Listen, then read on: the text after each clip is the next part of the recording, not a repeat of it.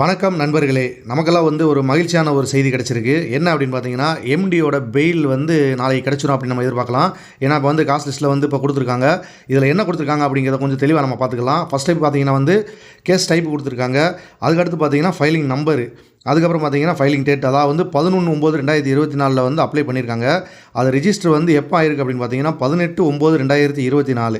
அதுக்கு பிறகு CNR number எல்லாமே குடுத்துருக்காங்க. அதுக்கப்புறமா பாருங்கள் நெக்ஸ்ட் ஹியரிங் டேட் அப்படின்னு பார்த்தீங்கன்னா 26/9/2024 அதாவது நாளைக்கு. இன்றைக்கி தேதி 25. நாளைக்கு கேஸ் விசாரணைக்கு வருது அப்படின்னு கொடுத்துருக்காங்க. இந்த கேஸ் டைப் அப்படின்னு பார்த்தீங்கன்னா ஐபிசி 420 அதாவது ஃபோர்ஜரி அப்படிங்கிற மாதிரி தான் அந்த கேஸில் கொடுத்துருக்காங்க. இதில் கிரிமினல் கேஸ் எதுவும் கொடுக்கல. அதேமாதிரி பார்த்தீங்கன்னா பெஞ்ச் என்னென்னு பார்த்தீங்கன்னா சிங்கிள் பெஞ்ச் தான். அதேமாதிரி விசாரணை யார் பார்க்குறாங்கன்னா டிவி தமிழ் செல்வி அவங்க தான் நீதியரசர் பார்க்குறாங்க.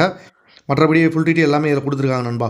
எல்லாமே பார்த்துக்குங்க. இதில் மேலும் இன்னும் ஒரு முக்கியமான ஒரு தகவல் இருக்குது. இதில் பார்த்தீங்கன்னா ஃபுல் டீட்டெயில் எல்லாமே நமக்கு விளக்கமாக கொடுத்துருக்காங்க. ஒருவேளை நீங்கள் யாரோ பார்க்க வந்தீங்கன்னா அதை பார்த்து ஃபுல்லாக தெரிஞ்சுக்கலாம். இந்த சிஎன்ஆர் நம்பர் ஃபுல்லாகவே நல்லா கொடுத்துருக்காங்க. அதேமாதிரி அப்போவானதில் சொன்னேன் பார்த்தீங்களா, அதே மாதிரி தான் 11/9/2024 ஃபைலிங் பண்ணியிருக்காங்க.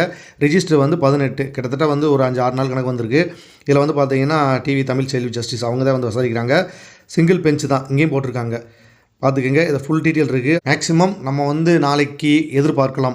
சார் நண்பர்களே, இப்போ இந்த தகவல் உங்களுக்கு கிடச்சிருச்சு. உங்கள் நண்பர்கள் எல்லாமே இந்த தகவலுக்காக வெயிட் பண்ணிகிட்டு இருக்காங்க. அவங்க எல்லாருக்குமே இதை நீங்கள் ஃபார்வர்ட் பண்ணி விடுங்க. உடனடியாக அவங்க தெரிஞ்சுக்கட்டும். ஒருவேளை இந்த வீடியோ நான் நைட்டு தான் அப்லோட் பண்ண போகிறேன். நாளைக்கு காலையில் எல்லாருமே இந்த வீடியோ பார்த்து தெரிஞ்சுக்கட்டும்.